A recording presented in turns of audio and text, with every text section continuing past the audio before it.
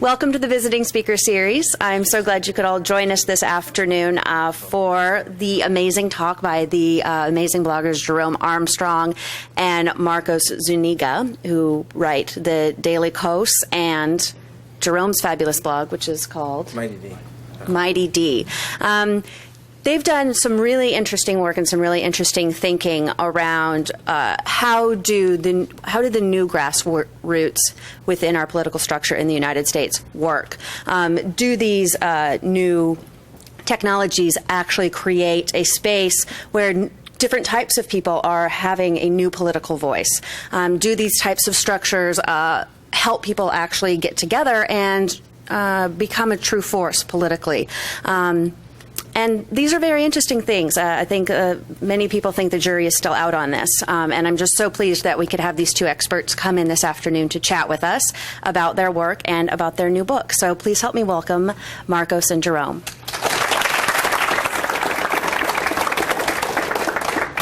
Thank you. I'm Jerome and Marcos. You guys don't have to use that. Okay, we don't? Okay, great.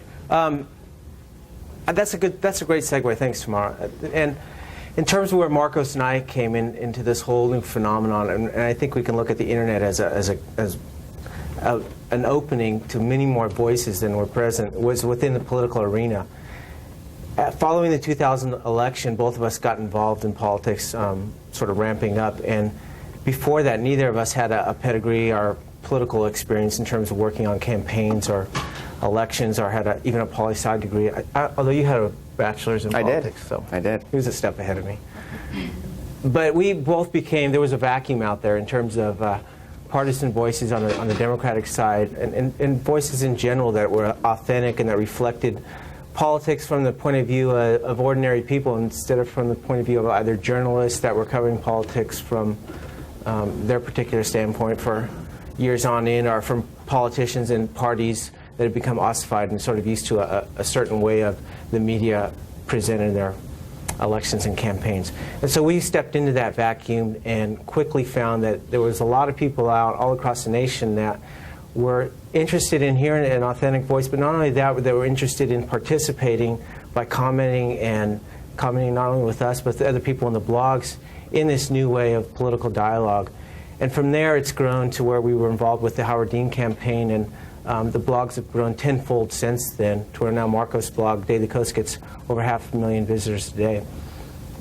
So we wrote this book coming out of the 2004 election, with the Democrats having lost, and from our opinion, George Bush was one of the worst presidents ever in his first term, and we felt that John Kerry had all the things on his side. The polls showed the issue-wise that the people agreed with where the Democratic Party were on the issues. They agreed that the nation was going in the wrong direction, but the Democratic Party lost nonetheless. And so we set out to travel all around the country. We went to 20 different states, interviewed 160 people, and what we started out originally with as an idea was that the Democratic Party lacked a brand, but we quickly went much deeper than that. And what we really found out was there were structural problems with how the Democratic Party was operating at the campaign and election level in terms of organizing. And those are the things that we wrote about in the book. And our voices, given the amount that the audience has increased, has allowed us to sort of become gatecrashers into the system that is ossified within the Democratic Party, and hopefully bring about a change there. So I'll let Marcos speak now. Yeah, we'll just go back and forth. We're kind of thanks for coming. And I actually wanted to be a programmer when I grew up, but I wasn't good at it. So it's always been my shame that I couldn't do what you guys are doing. And I like talking to technical audiences because we don't have to explain what a blog is, and we don't have to explain what that computer internet thingy is. So it's kind of nice. And the questions we get are usually a lot more interesting. And I mean, this is weird for me to say, but I'm actually more interested in the technology side of the blogging than I am in the blogging itself. And given how, I guess, successful I have been with the blogging, I get more of a thrill doing a technical upgrade to the site that allows the site to scale more and to grow larger communities than I do about, breaking a story or taking, really getting a scalp against the right wing. I mean, to me, what's exciting is the aggregation of communities. I like to say that I don't consider myself a leader. What I do consider myself is somebody who's creating the infrastructure and the machinery to allow leaders to emerge and allow those leaders to be supported and in a way that was not possible just a few short years ago. I mean, previously you had to be part of this establishment. You either had family and you worked up through connections, or you had a lot of money and you bought your way in, or you worked your way up. You know, some people actually were able to work their way up from coffee, intern, lugging coffee around for the big boys, to somebody who was one of these big political personalities. So, not the most efficient way to find the good talent, right? Because what would happen is that your best talent doesn't want to sit there and lug coffee around for anybody. They're gonna go out in the private sector. They're gonna make a lot of money. They're gonna do what you guys are doing. They're not gonna sit around with a party and make nothing and not be treated with any respect because you're not part of the in crowd.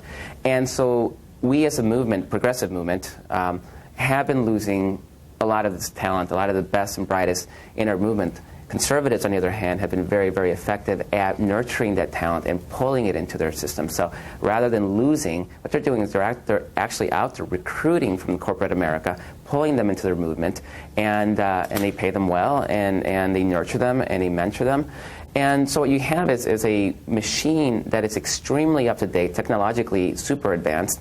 The stuff they did with the voter targeting, demographic targeting of voters this last cycle was absolutely phenomenal. They're able to go into districts that are heavily Democratic and find the 10-20% of the people in that district that vote Republican and get them out to the vote. And Democrats, what we were doing last cycle is we were going into districts that were only 70 to 75% Democratic, and then just trying to get everybody out to vote. So yeah, you get to 75% Democrats, but you can also get some 20-25% Republicans to go along with it. And then you're ignoring everybody else. And the vast majority of this country isn't 75% Democratic performance. So the Democratic Party has failed to communicate with their supporters and with people who are persuadable in just about 80% of the country, huge swaths of the country. Republicans are in every single district. They're communicating everywhere.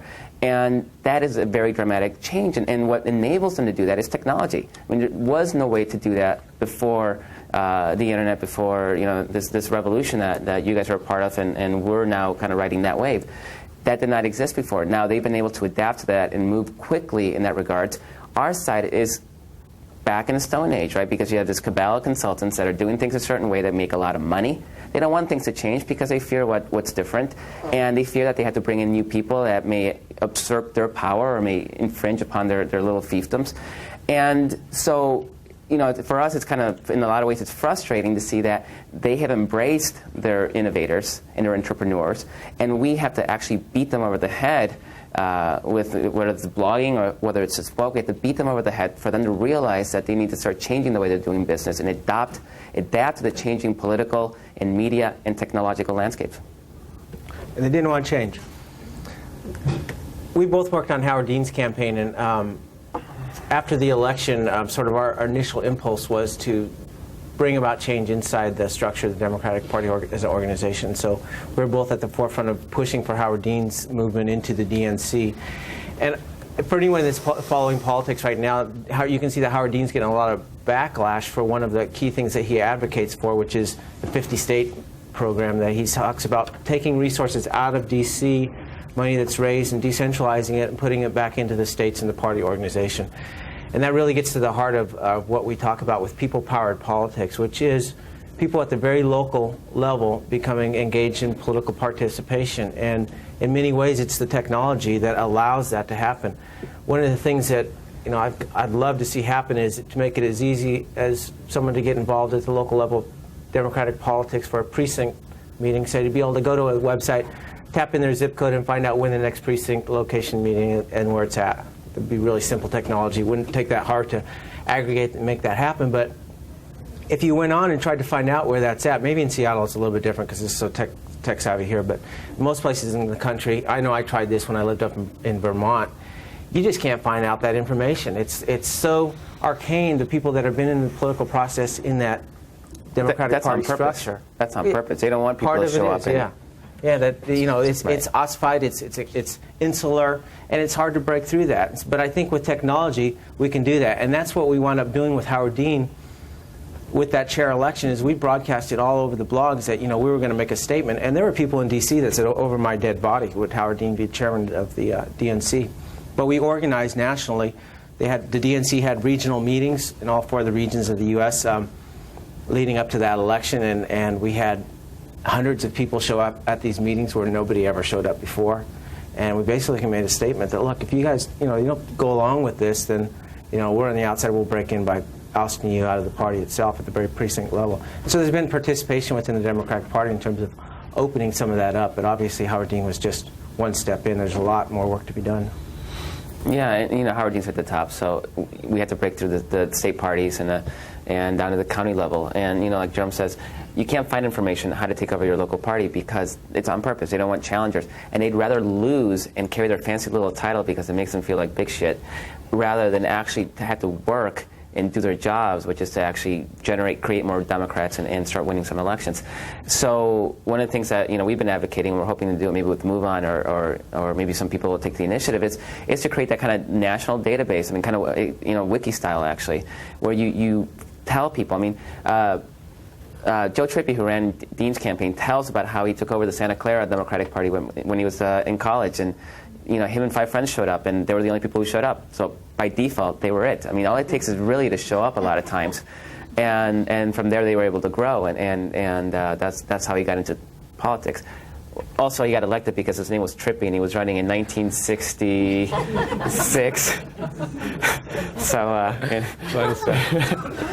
So, yeah, that was a good name to have at the time. And again, to us, it's all about technology. I mean, we don't need to march on the streets.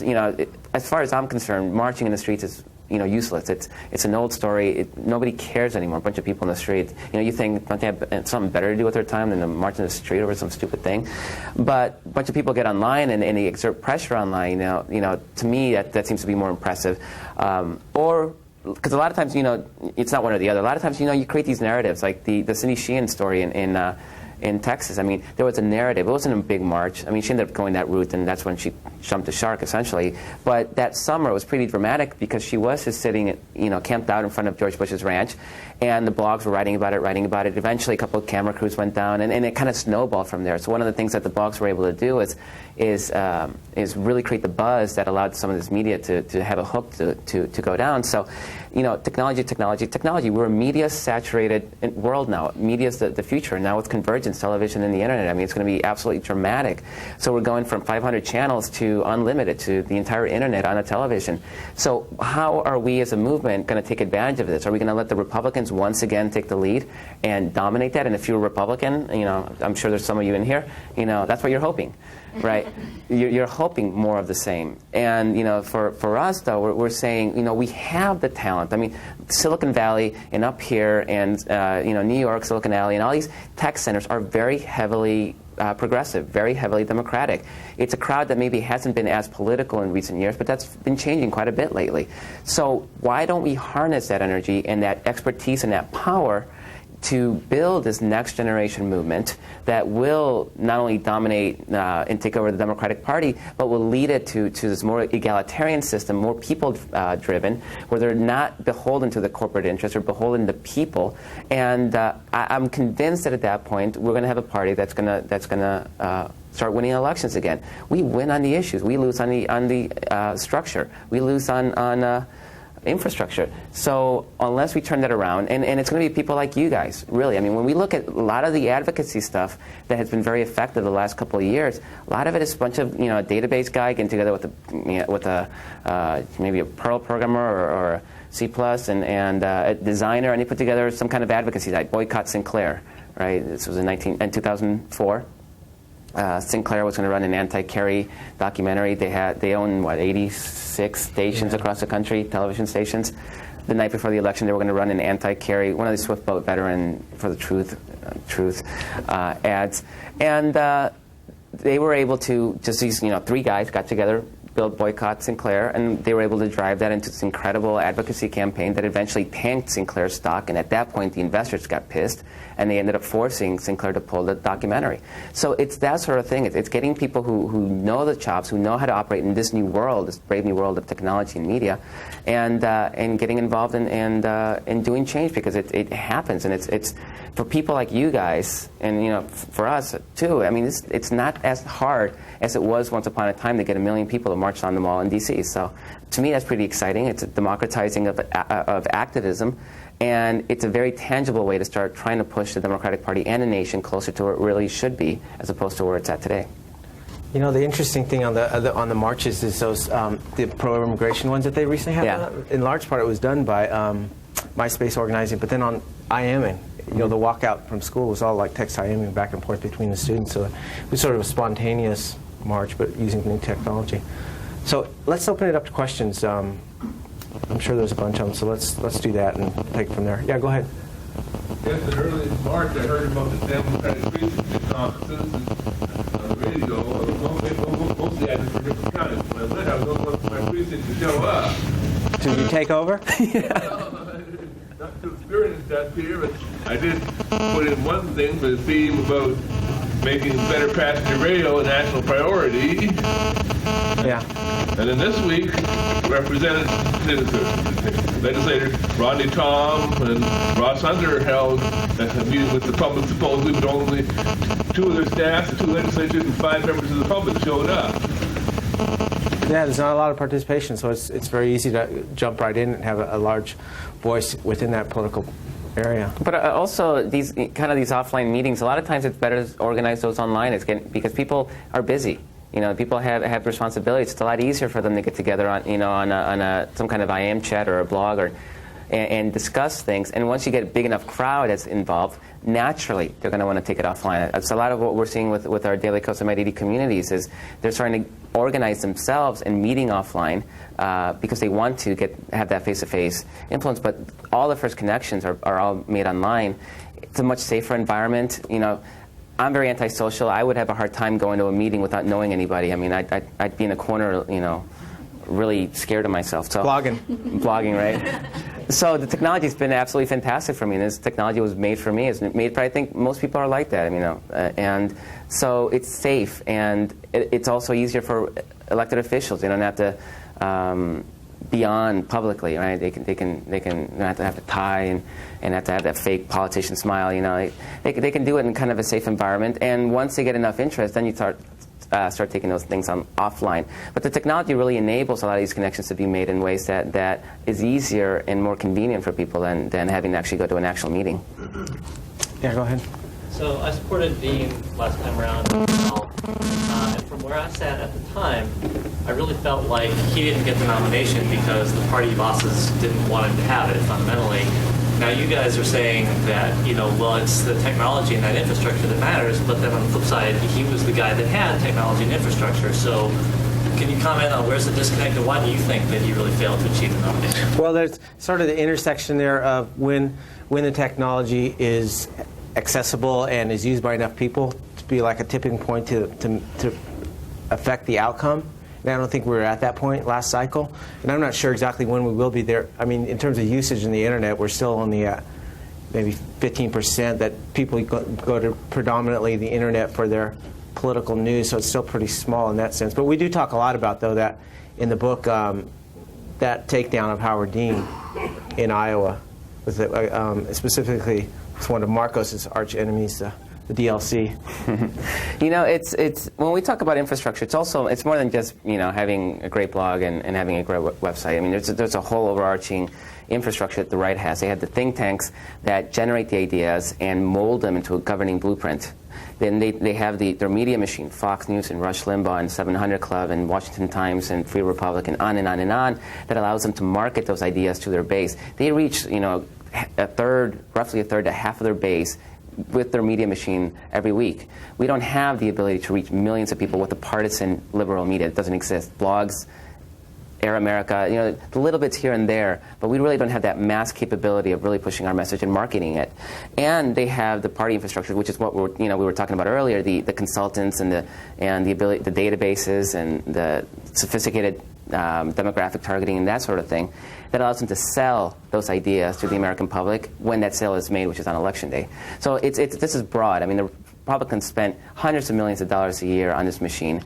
It's very ideological, it's very cohesive, and it works together on behalf of their cause. We have nothing even remotely like that. We started building it essentially last year, 2 years ago. And Kerry losing actually was one of the best things to happen to the progressive movement, ironically, because it finally drove home to a lot of people who were living in denial that, okay, there really is a problem with us because we really were right on the issues. And people did not like Bush. They did not like the direction of the country. And he still won. So clearly, and we had money. We actually had more money than they did. So all these excuses that we've had for so long suddenly got thrown out the window, and we still lost. So this is when people started realizing, okay, we got to start changing the way we do business. So that's more party movement-based infrastructure. Now, in primary campaigns, you really don't have a party infrastructure. Generally, you have a kind of an establishment, the media people, and the labor unions, and so on and so on. And yeah, they did. I mean, like Jerome said, we talk about that in the book about how they worked to take down Howard Dean. But at the end of the day, I think Dean did not fail because of infrastructure. We gave him the volunteers, we gave him the money, right? What they couldn't do is actually close the deal. They had horrible television media, they had horrible ground operation. Shipping in these kids into Iowa with their orange hats and telling Iowans how they should vote when people are like, who the hell are you to tell me what Iowans should do, right? It's just a terrible, terrible idea. And so there was a lot of structural problems. Had they had a semi-decent, competent campaign with the volunteers we gave them and with the money we gave them, it would have been a whole different story. George Bush still would have won. And Howard Dean losing that election would have been an actual 10 steps back for what we're trying to do, because they would have said, we tried it your way and we still lost. So we'll go back to what we were doing before. So in a lot of ways, it's kind of fortuitous that he did not win. In much the same way that Barry Goldwater, when he lost in 1964, that actually energized his troops and this modern conservative movement to take over their party. So had Goldwater won, things may have turned out differently. So it's interesting how by losing twice, we actually probably won in the long term. I'm rationalizing here. I'm looking for a silver lining. Work with me. I was very active up here during the last election cycle, and what I saw truly horrified me in that there were people who wanted to work.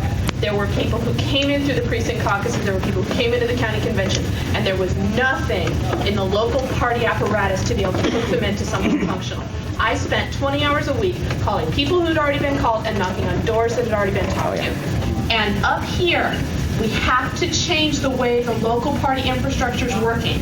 And the fact that that King County is going to mail-only ballot, it can only help, because they will stop trying getting people out to do the day of the election doorbell, which was a complete waste of hundreds of people's efforts. And I haven't read your book yet, but I'm going to. Do you have any more suggestions in here for how we take and actually force change in the party infrastructure where it's already existing, to be able to take advantage of the energy that does exist? Well, yeah, I'll talk about Colorado, right? Sure. Yeah. I mean, one of the one of the huge problems we had in 2004 were people who were being harassed, right? Because they had the party people knock on our door, then they had NARAL come knock on our door, and then they had Sierra Club knock on our door, and by the time that I think probably turned off a huge number of people, enough to sway the election, maybe not, but we also wasted a lot of resources by knocking on the same door over and over again. So it was double negative. What happened in Colorado, this is, and we write about this in the book, and it's a great example. Colorado is a state that Bush won fairly handily, and Democrats made huge gains in the state legislature. In the House, they targeted 16 seats, they won 15 of them. I mean, it was a dramatic takeover of the state government. And what they did is the issue groups they had several donors in common. There's 4 big donors in Colorado that fund pretty much everything. They forced the issue groups into a room and said, you're going to start working together. We're going to figure out how we're going to stop duplicating efforts. We're going to start stepping on each other's toes, and we're going to build a movement.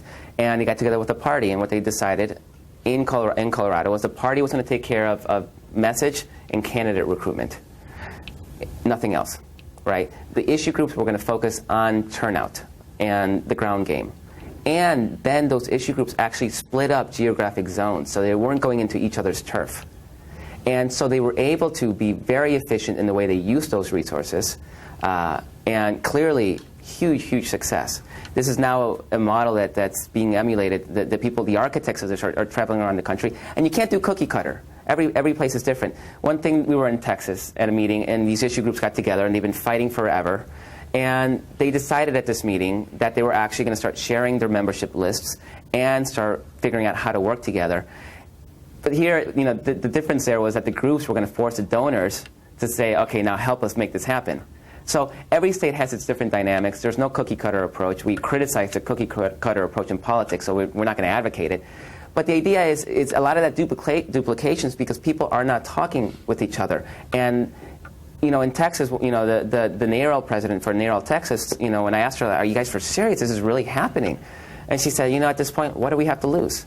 And in a lot of places in this country, that's a sentiment. What do we have to lose? And we've essentially hit rock bottom. I mean, we can only go up from here, I think, right? I hope. Otherwise, I'm going to go kill myself right now. And you don't want to be in the news on that one, right? And so, but that's the key. It's who the groups here. It's why was that being duplicated? Was it party at risk? Take over the party. Was it the issue groups? You know, start impressing on them the importance. Show them the examples of what can happen if people do start working together.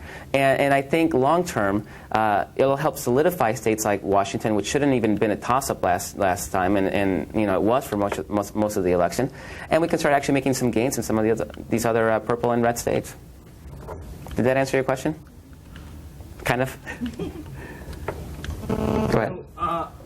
On the Colbert Report the other night, he asked you... Last night, he asked you what you thought about 06, and you said that you didn't really expect that the Democrats would win much. And so I guess my question would be, if not, with the way that Bush's numbers are now and not 06, then when do you see this movement that you guys are trying to foster actually gaining the traction necessary to make a change, if not 06, with the way Bush is now?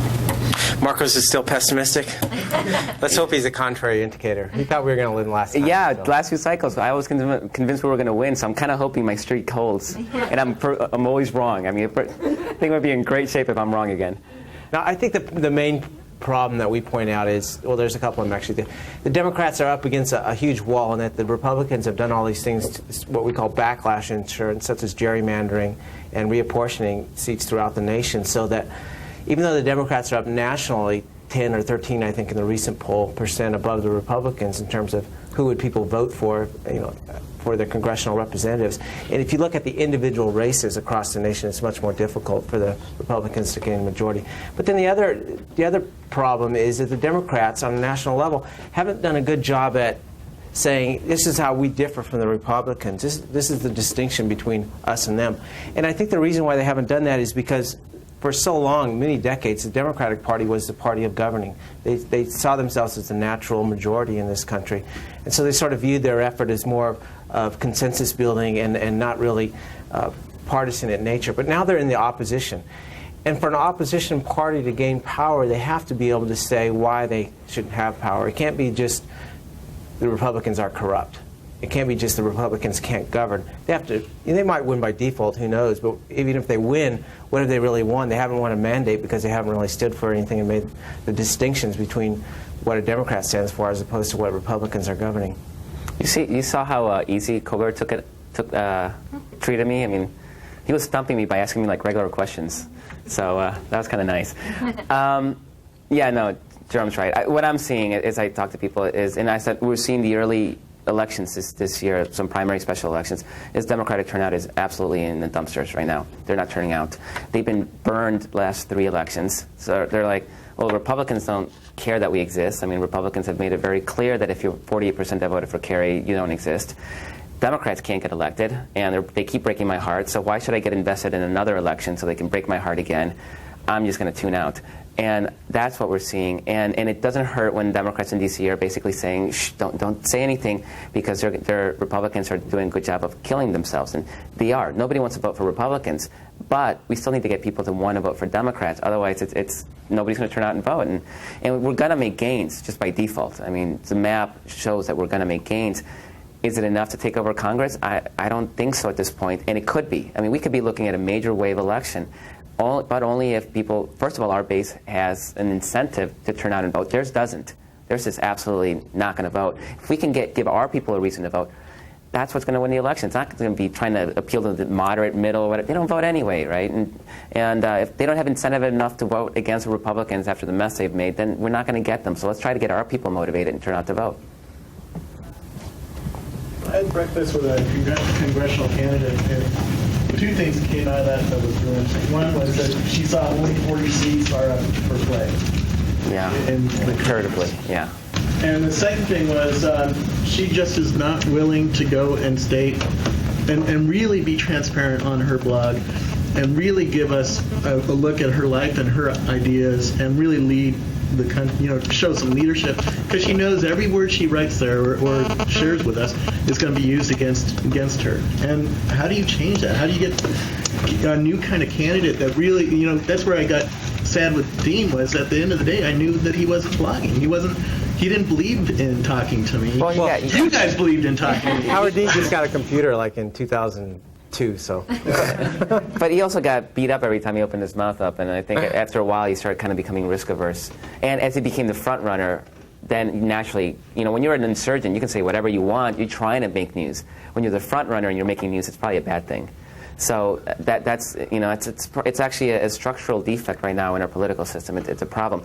To me, I like to point to the Ohio 2nd special election last year with Paul Hackett. I don't know if you guys are familiar with this race, but this is a district outside of Cincinnati, heavily conservative. Bush won with 63%, 64%. Yeah, big time. And special election, the Democratic Party says, that's a Bush district, we're not even going to bother contesting it, so who cares, right? Paul Hackett runs, Iraq War veteran. And he's running a very, very aggressive campaign. And since there's no party money, they can't muzzle him. Because when party money comes in, they send their consultants, and they'll say, you can't talk about this, you can't talk about that, right? So he's in his district where Bush has his incredible approval rating, and he's calling Bush a son of a bitch. He's ragging on the Iraq War. When they asked him about gay marriage, he said, if they want to get married, all the power to them. And if you disagree, then you're un-American. And suddenly he's competitive. People love him, and he barely lost. The Republicans had to come in and dump $500,000 at the last minute to really basically bail out their hapless candidate. And to me, it's a great example, because had that money come in from the party, they would have said, no, don't criticize Bush. You got 63%. Oh, don't criticize the war. People here like the war. Oh, don't talk about gay marriage and social issues. Don't talk about those things. What we're finding is that when Democrats talk about those things and they have strong moral foundation upon which those beliefs are held, people respect that. And not only does it win votes, but it motivates people who aren't voting to actually come out and vote. And that's the kind of campaigns that we've been advocating for, and that's why he was such an incredible case study for us, because that was exactly what we were saying needed to happen. But we still have this consultant class in D.C. that controls the whole process, and they have such a stranglehold in the political system that they're not going to let their candidates do that. Nancy Farmer ran for Senate in Missouri. She won as state treasurer on part by advocating for universal health care. The D.C. consultants came in and said, you can't talk about universal health care, this is a red state. She had won the last election. She had won with a team that was based on Missouri consultants. The National Party kicked them all out and put their people from D.C. Had no idea what Missouri was like, how Missouri's, how to talk to people from Missouri, how to sell a candidate to the people of Missouri. She had that experience. She had won statewide already. So this is the sort of thing that we're up against. And it's a long-term process. I mean, when we look at the Republicans, they built their machine over 30 years, their movement over 30 years. We just started, like I keep saying, we started a couple of years ago. It's going to take a while. Technology and advances in technology, I think, will help us really kind of shrink that down. But a lot of it is just a learning process. We got to train them to realize that they can take risks, that they don't have to. It's the old notion of nobody ever got fired for buying IBM. That's what we're seeing in campaigns. We're going to do the safe thing, when a lot of times in a lot of these districts you can't do the safe thing. You got to actually throw the Hail Mary, and you're more likely to win the game that way than trying to run the ball up the middle. And that's a horrible sports analogy, and I lost it. So let's pretend I never said that and move on. Let me just actually get to the first part of that question real quick. That we only have 40 seats. That's a pretty high estimate, actually, of what the number that the National Democratic Party is going to challenge. And there are 232, I think, reps. 230. 235? No, representatives of the Republicans. I think it's 233. Democrats have 202. And anyway, so there's 230-something of Republicans that are running for re-election, and the Democratic Party at the national level is targeting about 40 of those, and that's a charitable estimation. The number is probably closer to about 20. So they're leaving over 200 of them with an easy re-election. And what happens? Those guys go out and raise money, and they shovel it over to the really contested elections.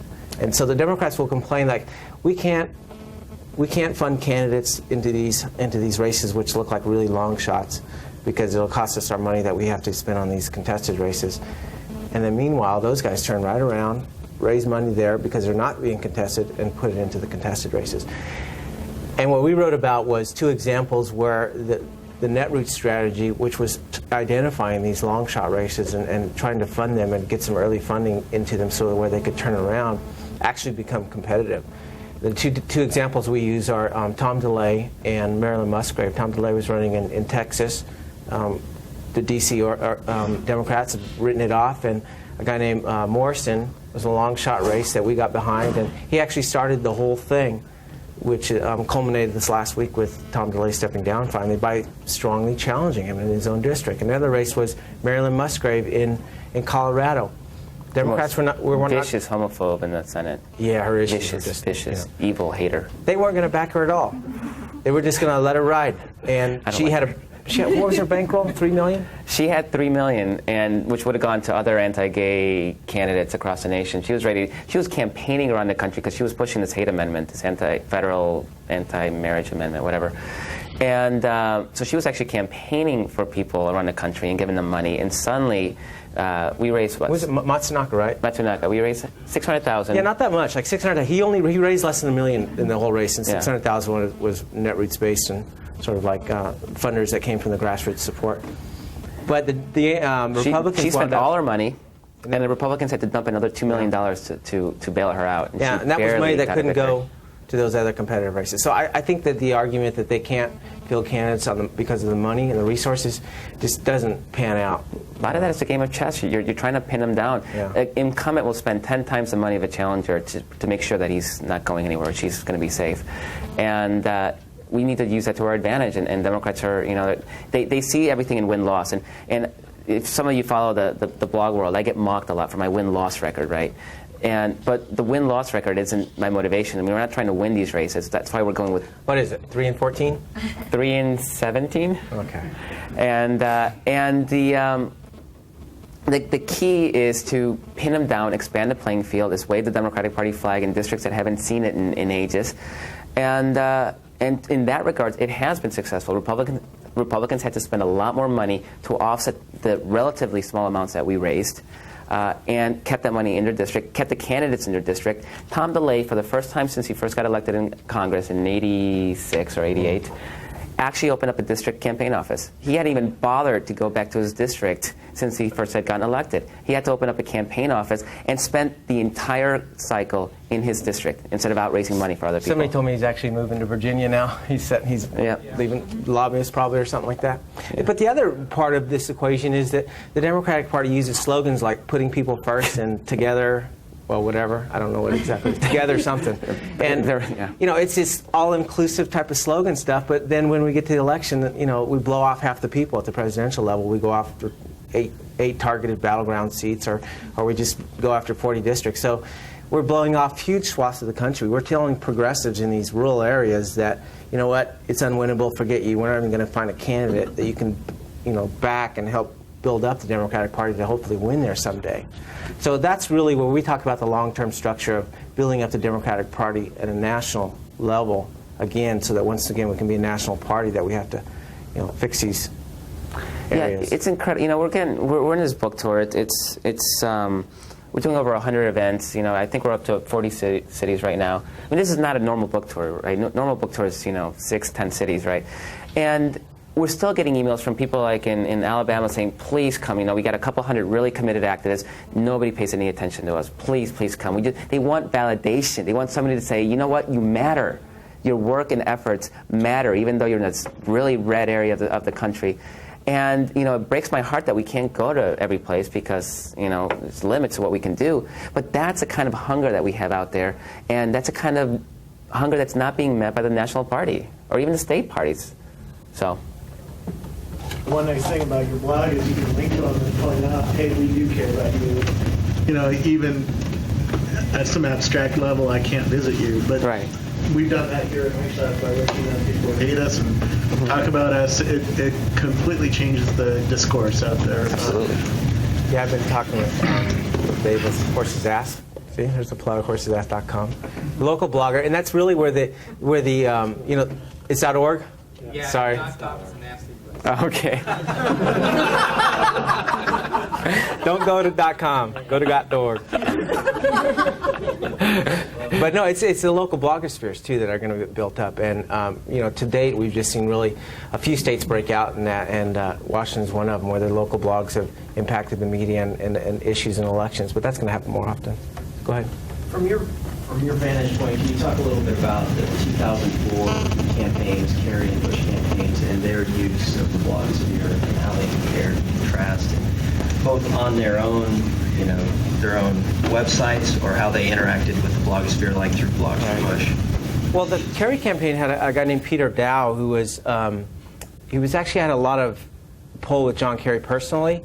He was a friend of him, and he was at the same time became sort of infatuated with the blogosphere and really reached out to the bloggers. But he came late. Came late was one part of the problem, and the other part of the problem was that everybody on the campaign thought he was kind of a little bit out there.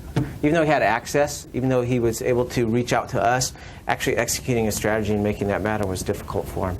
On Bush's side, their Netroots outreach effort was more towards an Amway style of organizing, where they'd get one person to go out and find 10 people that would, for sure, find 10 other people that would vote, and sort of this pyramidal structure of making sure that people turned out to vote on election day, and it was really quite effective.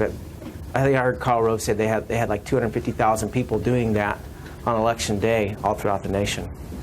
Yeah, but from a structural standpoint, their use of the technology is still this top-bottom approach, right? We're gonna use it as a way to send marching orders, and you're gonna follow us, and you're gonna, and progressives. One of the weaknesses of the progressive movement has always been the fact that it's so disunified, ununified. What's the word?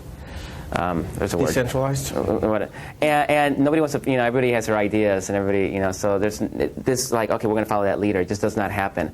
But we finally have a medium that really kind of embraces that and plays to that strength. And so we can all argue and fight and tell each other how stupid we are. But then election time comes, and we can all get together. All right, okay, we'll support Kerry. And as soon as we lose, Kerry's the biggest dick in the world, and God, I'm so glad he's gone. But we got together when it mattered, and so. In a lot of ways, that's it does play to our strengths, but it's interesting. Technology is technology, right? And you can mold it to your uses. And it's interesting how we're using it to build community, and they're using it to just be an extension of their existing media machine. Don't you contribute some of your success to the lack of the message by the centralized Democratic Party? It's not a lack of message. I think it's a lack of voice. I remember when we started in 2002. There was no partisan liberal media; it did not exist, and. Conservatives talk about the liberal media, which is, the myth, and so to the point where the media is actually going right because they're so afraid of being accused of being liberal that they actually overcompensate. And so in 2002, this was right after the Afghanistan war, run up to the Iraq war, there were no liberal voices. There's not a single voice out in the media landscape that was saying this war is BS and what they're saying doesn't add up, except us tiny little bloggers with a couple hundred readers a day. And it was precisely because we were the only voices in that landscape that were being partisan and liberal at the time, I think is what drove our growth. Otherwise, had there been we're seeing it in places like Greece and London where there's really partisan media. The newspapers are all partisan. They're all very, they skew ideologically. There's no political blogosphere. This does not exist because there's no need for it. Yeah, sure, they're vacuum. Yeah, go ahead. I'd be curious in your candid assessment of how well you guys and your message is being received by the DC punditocracy and the folks who have their hands on the levers of power. Because it seems like there's an inevitable struggle for the heart and soul of the Democratic Party coming within, the next year or two. And there's the DLC. 2007, the primaries next year. Yeah. The DLC types and the consultant classes are going to be threatened by your message. And it's nice to see Nancy Pelosi drive by and post on your blog, and the participation from people of that level of power. But I haven't seen any evidence that they've completely embraced the from the bottom up model that you seem to be suggesting is the path to victory. How are you being received by those folks, other than on the surface? You know, it's been weird because we expected a huge backlash to this. We thought it was going to be a really controversial book, and it's been anything but. Charlie Cook, who's the dean of the DC Political Press Corps, called it one of the 2 best books about the Democratic Party he's read in years, and the other one being God's Politics by Jim Wallace. We had, a guy who, New York Times, Peter Beinart. Oh, yeah. Peter Beinart, a year ago, he was the editor of the New Republic. He called for the expulsion of the party from people like the Move On folk and the bloggers and Michael Moore. And suddenly, the New York Times assigns him our book to review it for their book section, expecting fireworks, obviously. And, you know, when first heard about it, I was like, they fucked us. They totally fucked us. He actually wrote this incredible, I mean, it was a tepid review. I mean, he couldn't go out and really embrace it. He wanted to kick me out of the party last year. But the fact that there was grudging respect there, it's like, okay, these guys, maybe they do have something to offer. So we're seeing it with the issue groups that we criticized. We expected a huge backlash there, and they're actually, you know, like in Texas, where they said, you know, they actually took the advice and the criticism to heart and are now working to bridge those differences and to do the sort of things that happened in Colorado, where they were able to make huge gains. So I think we're at this point in a lot of ways where we have this what do we have to lose moment, and here's something that gives us at least some roadmap to how do we get out of this, so we're going to give it a shot. And so it hasn't been as controversial. Now, as far as, you know, the Nancy Pelosi's of the world, and, you know, that's... Well, I mean, at the end of the day, that's where the change has got to happen. Yeah. You're right in pinpointing it there, because we can complain about the consultants all we want, about the interest groups, but if it's the politicians, the candidates, who aren't demanding that it be done differently, then it's going to continue, at least in the campaign election process. Right. So that's where the pressure has to be put. But we got 2 out of the 3. You know, we got the consultants, and we got the press people, and so now we just got to get the politicians. So not the now we get the consultants. We got the issue groups, and the political press. So now we got to get the politicians. The consultants are laying low. Anytime anybody sticks their head up and criticizes a blogger, we pummel them to death, and then publicize their client list, and then we pummel their clients, and, you know, so it's kind of like, yeah, we're not going to say anything. I was at a, you know, I work as a consultant in D.C. with internet strategy a lot with these people, and I was having pollsters come up and autograph their book in D.C. the other day. It was just weird. Some of these pollsters were people that were in the original version of the book, and we cut out as we were just trimming the book down. Trimmed it down. I was like, you're so lucky. Yeah, right. Yes. Okay, go ahead. I would have liked to see more of that in your book. The heartbreaking sections of the book where you're talking about all the money, the millions of dollars that got burned during the Kerry campaign on these useless television ads that don't work, that weren't focus group property, blah, blah, blah, blah. I would have liked to see more names named to put those people out of business, because I think a lot of us in this room donated so much money that campaign. I know. Yeah, you know, for us it was a matter of balance. There's so many, you know, when we went around and talked with everybody had, you know, one issue that they wanted to get in, and we had a lot more. I'll send you some of the clips that we have in your email. But, you know, it was just a matter of editing it down to where it was a book where people could read and pass along to people that didn't necessarily know how politics worked. Because when you start naming too many names, it becomes really inside baseball, and then you start losing. We were trying to make it as readable as possible. We got the big one in. Shrum's in there. He's not going to work next cycle. And Amy Sullivan wrote this great article in the Washington Monthly about the consultants, fire the consultants, and we're really putting a lot of pressure on her to actually make that into a book, because she's got names, you know, and this needs a book. I mean, it's not making the chapter a little bit bigger. It needs a whole book on its own. Right. I mean, each one of those issues that we lay out. I mean, I think it was Simon Rosenberg who once he read the book early on that said this is sort of like, you know, it's a very top level look at a lot of the structural problems that we face as a party, and each one of them that could be, you know, a book in their own. Not by us. I'm wondering, when are we going to start seeing more leadership in the Democratic Party? I feel like with the Republicans, it's the Congress, it's the senators, it's the White House.